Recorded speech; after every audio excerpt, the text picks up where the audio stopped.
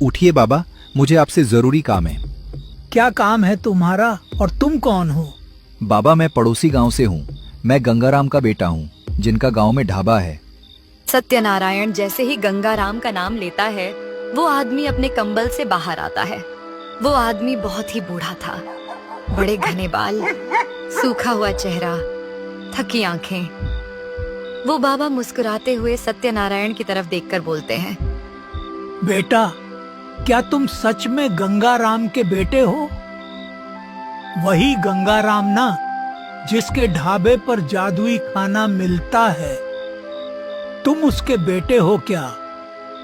कैसा है गंगाराम? बाबा, पिताजी तो 40 साल पहले ही इस दुनिया से चले गए हैं, पर मैं यहाँ आपसे उस जादुई खाने के बारे में जानने आया हूँ, जिसके बारे में आप लोगों को बताते हैं। क्या गंगाराम नहीं रहा? बूढ़े बाबा की आंखों में आंसू आते हैं। वो आंसू पोंछते हुए बोलते हैं, बेटा, ये बात सच है कि तुम्हारे पिताजी जादुई खाना बनाते थे। मेरा खुद का अनुभव है, बहुत पुरानी बात। जब मुझे दिमागी बीमारी थी, तब तुम्हारे पिता ने ही मुझे अपना जादुई खाना खिलाकर मुझे इस भारी बीमारी से ठीक किया था। तुम्हारे पिता के पास जादू था, जिससे वो ये खाना बनाते थे। पर बाबा, मेरे पिताजी जादुई खाना कैसे बनाते थे? आपको कुछ पता है इस बारे में? नहीं बेटा, मुझे तो इस बारे में ज्यादा पता नहीं, पर मेरे जैसे कई लोगों को तुम्हारे पिता ने जादुई खाना खिलाकर कई बीमारियां ठीक की थीं। पर हाँ, ये बात सच है कि तुम्हारे पिता जादुई खाना बनाते थे। ठीक है बाबा, आपका बहुत बहुत धन्यवाद। पर बाबा, मैंने सुना है कि आपका कोई घर नहीं है, तो आप खाना कहाँ खाते हैं? बेटा, मैं तो कहीं नहीं जाता।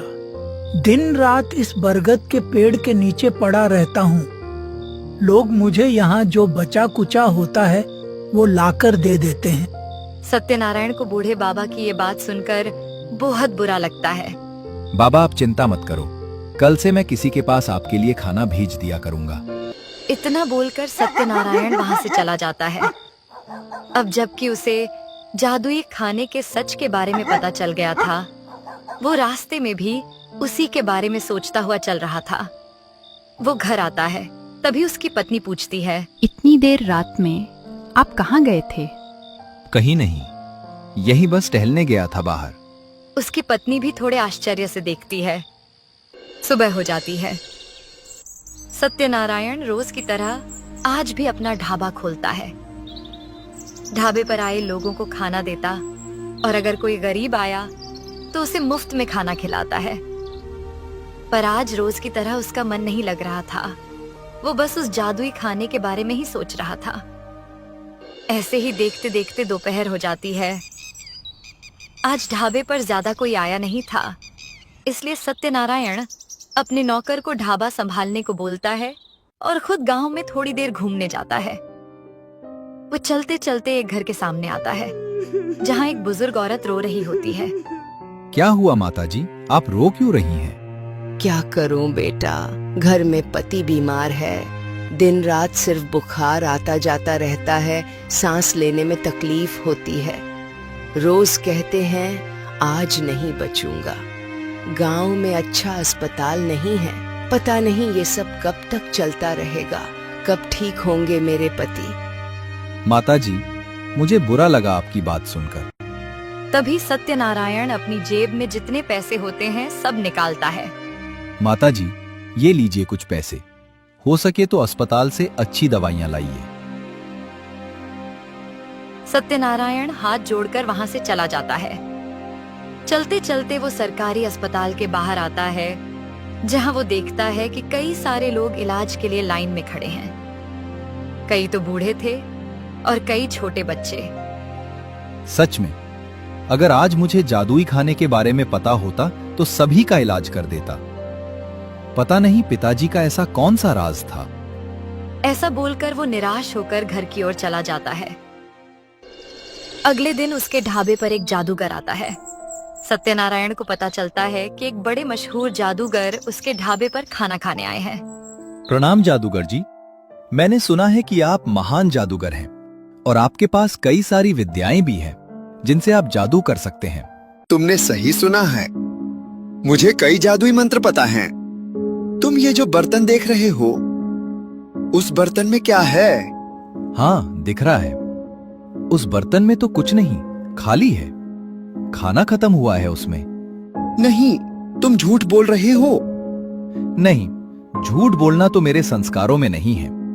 भला झूठ बोलकर मुझे क्या मिलेगा? अच्छा ठीक है।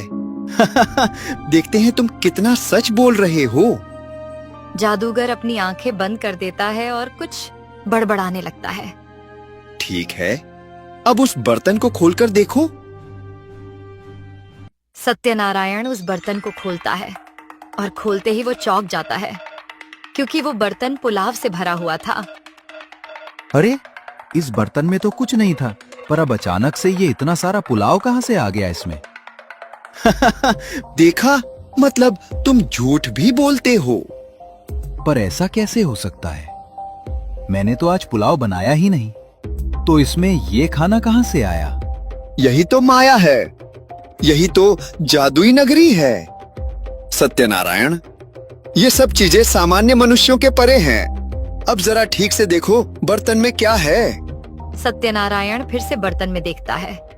इस बार वह देखकर बहुत चौंक जाता है, क्योंकि इस बार बर्तन में कोई खाना नहीं था, बल्कि एक बड़ा जहरीला सांप था। सत्यनारायण बहुत ज्यादा डर जाता है और अपने आप को संभालते हुए बोलता है, तो मतलब ये माया, ये जादू सच में होता है क्या? जादूगर जी, ये सब क्या हो रहा है? ये भी माया है क्या? हाँ, सही पहचाना। ये भी आंखों का धोखा है। जो चीजें आज के विज्ञान के भी परे हैं, वो सभी यहीं आकर रुक जाती हैं। हम ऐसी दुनिया में जीते हैं जहां इस दुनिया के विज्ञान के नियम हम पर लागू नहीं होते। सत्यनारायण जादूगर की बातों से बहुत ही आश्चर्यचकित हो जाता है। जादूगर जी, अगर ये जादू सच है तो जादुई खाना भी सच है क्या? जादूगर हिचकिचाते हुए बोलते हैं, क्या कहा? जादुई खाना? हाँ, जादुई खाना, जिससे सभी बीमारियां ठीक हो जाती हैं। जादूगर थोड़ी सोच में पड़ जाते हैं। मैंने ऐसे खाने के बारे में सुना तो है, पर इसकी सिद्धि बहुत कठिन होती है, और ये सिद्धि सिर्फ सच्चे, पवित्र मन के लोगों के पास ही होती है। पर इसके बारे में मुझे ज्यादा जानकारी नहीं है। कुछ गिने चुने जादूगर ही हैं जो ये कर सकते हैं। क्या तुम मुझे इस जादू के बारे में बता सकते हो कि मैं ये जादू कैसे सीख सकता हूँ? दरअसल कई साल पहले मेरे पिताजी ये जादुई खाना बनाकर कई लोगों की मदद करते थे, और मैं भी वही करना चाहता हूँ।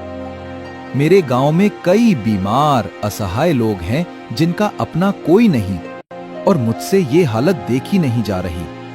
क्या तुम ये सच बोल रहे हो? क्या सच में तुम्हारे पिता जादुई खाना बनाते थे? हाँ, ये बात सच है।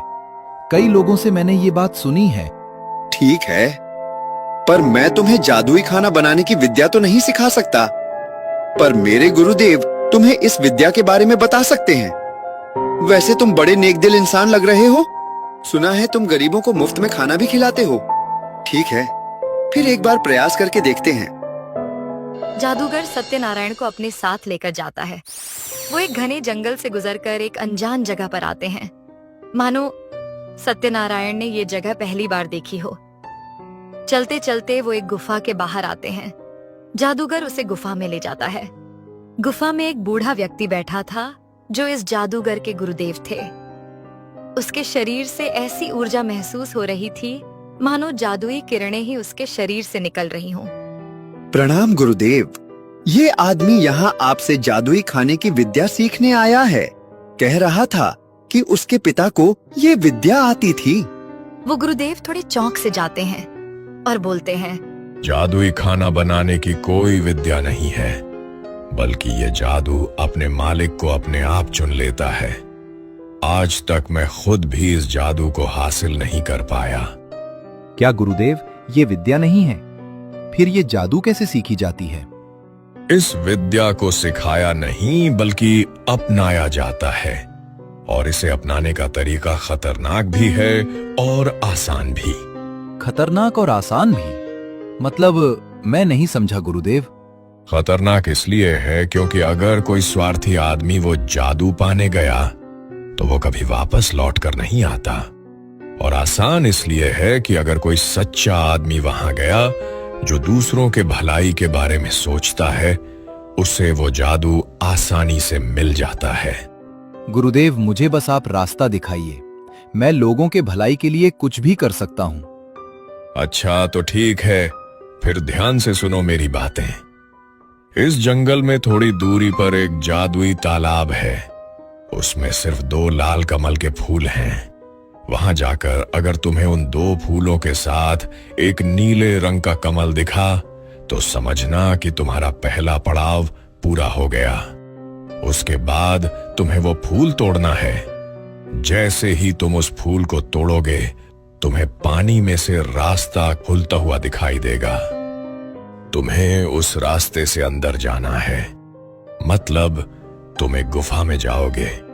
उस गुफा में एक राक्षस दिखाई देगा जो वहां बहुत गुस्से में नजर आएगा। वो तुम्हें 3 प्रश्न पूछेगा। उनके सही उत्तर तुम्हें देने होंगे। अगर तुम नहीं दे पाए तो राक्षस तुम्हें जाने को कहेगा। उसकी पहली चेतावनी सुनकर वापस आ जाना।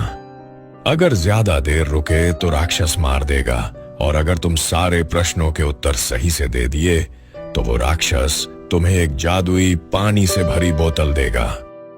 उसे लेकर तुम्हें वो जादुई पानी अपने सिर पर डालना है। जैसे ही तुम पानी डालोगे वो बोतल चमक उठेगी, तो समझ जाना कि जादू ने तुम्हें अपना लिया है। अच्छा, ऐसी बात है गुरुदेव। ठीक है, मैं उस जादुई पानी को जरूर अपना लूंगा। सत्यनारायण गुरुदेव और जादूगर को प्रणाम करके आगे बढ़ता है। घने जंगल में बहुत देर चलने के बाद आखिरकार उसे वो तालाब दिखाई देता है जिस पर 2 लाल कमल के फूल होते हैं। लगता है ये वही तालाब है, पर इस पर तो सिर्फ 2 लाल कमल के फूल हैं। तीसरा नीला फूल नहीं दिख रहा। सत्यनारायण चिंता में पड़ जाता है। तभी वो उस तालाब से कुछ पानी हाथ में लेता है। हे जादुई तालाब, मार्ग दिखाओ। जैसे ही वो अपने हाथ से पानी को स्पर्श करता है, उसके सामने वो नीला चमकदार कमल का फूल आ जाता है। अरे, ये रहा वो नील कमल। वो उस फूल को तोड़ता है। जैसे ही वो उस फूल को तोड़ता है, पानी 2 भागों में बंट जाता है और उस पानी से एक रास्ता दिखाई देता है जो सीधा नीचे गुफा में जा रहा था। जैसे ही वो गुफा में जाता है, वहां उसे एक बड़ा ही भयानक राक्षस दिखाई देता है जो बहुत गुस्से में नजर आ रहा था। वो राक्षस सत्यनारायण की तरफ देखकर जोर से हंसने लगता है। तो तुम ये जादुई पानी लेने आए हो। अगर तुम्हें ये पानी चाहिए तो पहले मेरे 3 प्रश्नों मतलब 3 पहेलियों के सही जवाब देने होंगे। सही जवाब देने पर ही तुम्हें ये पानी मिलेगा, और अगर नहीं दे पाए तो यहाँ से चुपचाप जल्दी से जाना होगा, वरना मैं तुम्हें नहीं छोड़ूंगा। सत्यनारायण राक्षस को देखकर डर जाता है, पर बाद में हिम्मत जुटाकर बोलता है। ठीक है राक्षस, तुम मुझसे सवाल पूछो। मैं पूरा प्रयास करूंगा सही जवाब देने का। ठीक है, तो बताओ। मैं बिना पैरों के दौड़ता हूँ, बिना पंखों के उड़ता हूँ। मुझे कोई पकड़ नहीं सकता, फिर भी हर जगह मिल जाता हूँ। बताओ, मैं कौन हूँ? वो सोच में पड़ जाता है। ऐसी कौन सी चीज है जिसके पैर नहीं फिर भी दौड़ती है और जिसे कोई पकड़ नहीं सकता? ऐसी तो सिर्फ एक ही चीज हो सकती है। सत्यनारायण जवाब देता है। जवाब है हवा। बिल्कुल सही पहचाना। हवा ही इसका सही उत्तर है। अब मैं दूसरा सवाल पूछूंगा, ध्यान से सुनना। एक ऐसा ताला जो बिना चाबी के खुलता है, उसमें से हर इंसान दिन में कई बार जाता है। बताओ वो कौन सा दरवाजा है? ऐसा ताला जो बिना चाबी के खुलता है और उसमें इंसान दिन में कई बार जाता है, ऐसी कौन सी भला चीज हो सकती है? ये पहेली तो कठिन लग रही है, पर जादुई खाना बनाने के लिए मुझे इसका जवाब देना ही होगा। क्या कहा मैंने? खाना? ऐसा सोचते ही उसे कुछ याद आता है। खाना तो हम मुंह से खाते हैं। हाँ, इसका जवाब मुंह हो सकता है, क्योंकि यही तो बिना चाबी के खुलता है। इसका जवाब है मुंह। बिल्कुल सही पहचाना। अब तुम मेरे आखिरी पहेली का जवाब दो और इस जादुई पानी को अपना लो। तो ध्यान देकर सुनो।